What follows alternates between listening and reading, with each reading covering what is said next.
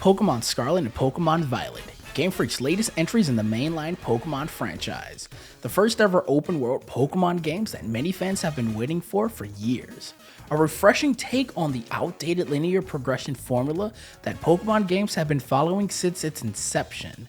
And with the years of experience Game Freak has developing some of the greatest Pokemon titles on Nintendo's consoles, you would think that Game Freak has created the best Pokemon game of all time, right?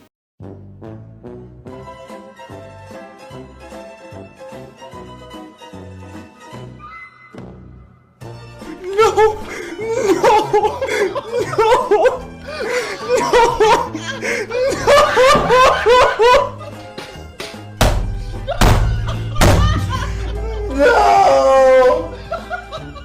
Hey everybody, my name is King Zark, and with the less than stellar launch of Pokemon Scarlet and Pokemon Violet, I decided to compare these latest game entries against the older Pokemon entries to see how their performance differs. The games I use for this comparison are Pokemon Sword and Shield, Pokemon Legends of Arceus, and Pokemon Let's Go Pikachu and Eevee, since they all share similar gameplay with each other. Also, some of you may comment and ask, hey, why aren't you going to be using Pokemon Brilliant Diamond and Pokemon Shining Pearl, since they have Pokemon battles exactly like the other games, therefore they should be included? My answer to you would be yes. Although the battles are identical, the overworld gameplay and the cutscenes are drastically different because of their chibi art style. Moving on, I want to clarify three things. 1. I'm not saying Pokemon Scarlet and Pokemon Violet are bad games in any way. I actually really enjoyed my playthrough of both Pokemon Scarlet and Pokemon Violet regardless of the poor performance. 2. As of the recording of this video, the game's versions were 1.01 and there hasn't been any update for the games. At any time, Game Freak can release a new patch and make this video super inaccurate. And number 3, I recorded these games from my Nintendo Switch OLED with an Elgato HD60S Plus, just in case that makes any difference. I'm making this video to see the difference in the performance throughout the different mainline Pokemon games on the Switch. I will break this video into 3 different categories: Pokemon battles, overworld gameplay, and cutscenes. Also, if you enjoy Pokemon content like this, please consider subscribing and leaving a like. It definitely would mean a lot to me, and it goes a long way on my small YouTube channel. Now, let's get into the comparison. The very first graphical comparison we're going to be doing are Pokemon battles. One of the most important parts of any mainline Pokemon game are the battles you're going to have against Pokemon trainers and wild Pokemon. Pokemon Let's Go is up first, so I decided to blow the dust off my copy of Pokemon Let's Go Pikachu and head over to rematch the Elite Four. And as you can see in my battle against Lorelei, the gameplay is running super smooth with no noticeable frame drops. So I decided to trip up the game by Mega Evolving my Charizard. And to my surprise, there was no dip in performance whatsoever. It maintained a steady 60 frames per second according to my Elgato software. Now, let's check out the wild Pokemon battles in Pokemon Let's Go Pikachu and Eevee. And you would think with Let's Go's convoluted catching minigame, the Switch will have to drop in performance, right? Well, to my surprise, the performance is literally identical to the trainer battles, despite the wild Pidgeotto moving all around the screen. Now, let's head over to Pokemon Sword and Pokemon Shield, where I decided to rematch the widened Pokemon tournament. As you can see, the game is still running pretty smooth. However, I noticed something. Moltres' animation looks a little choppy.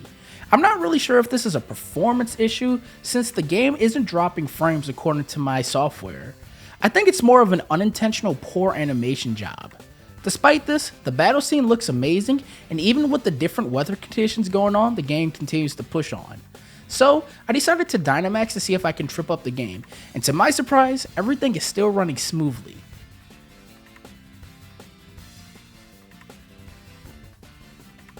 Wild Pokemon battles performed the exact same as the trainer battles, so there's no problems here. Now, let's check out Pokemon Legends of Arceus' Pokemon battles. And as you can see once again, the battles run really smooth, with the frame rate staying pretty consistent. I even noticed the 3D animations for the Pokemon seem a lot smoother compared to Pokemon Sword and Pokemon Shield. So, I decided to try a wild Pokemon battle, and they seemed smooth. However, I did notice something. The grass was glitchy.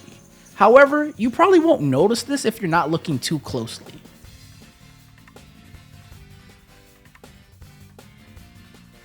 Comparing all the games together, they all look great with Pokemon Scarlet and Violet having small frame drops.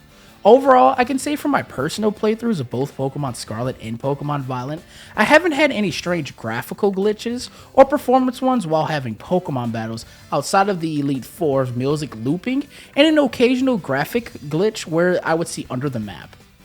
I left the card in the top right corner if you want to see that battle with the Elite Four glitch going on.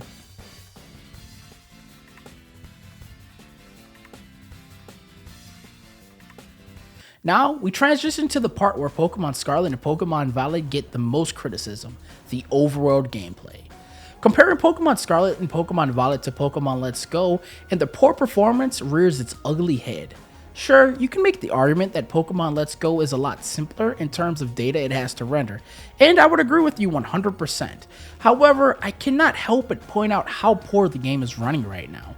According to my Elgato, Pokemon Let's Go is running at a stable 60 frames per second, even when we ride on top of my Charizard and flying through each route in town, forcing the game to render things more quickly. I even noticed that popping isn't even a thing, while in Pokemon Scarlet and Pokemon Violet, the game seemed to chug along with Pokemon popping into the frame, and don't even get me started when it happens when we climb up cliffs or we go gliding through the air. Next up, we're going to compare it to Pokemon Sword and Pokemon Shield, and things take a very interesting turn. As we make our way through the wild area, I cannot help but notice the game having backgrounds pop in and out of frame, Pokemon popping out of nowhere, and it's doing the exact same thing as Pokemon Scarlet and Violet. Despite this though, the frame rate seems to be at a steady pace. Finally, we're going to compare it to Pokemon Legends Arceus, and although the game suffers from the same pop-in graphics, the game is running smooth, with this certain area's sunset looking stunning. When we compare all the games together, it paints a rather interesting picture, and one that I'm confused about. Usually, games tend to run better the longer a console has been out on the market, and considering that the Nintendo Switch has been out for 5 years now, you would have thought that Pokemon Scarlet and Pokemon Violet would have been the best Pokemon games of all time. Personally, I think the game's poor performance is due to two things. One, the game being rushed, and two, the dated Nintendo Switch hardware. No matter the reasoning, these games should have been delayed until they ran a lot better.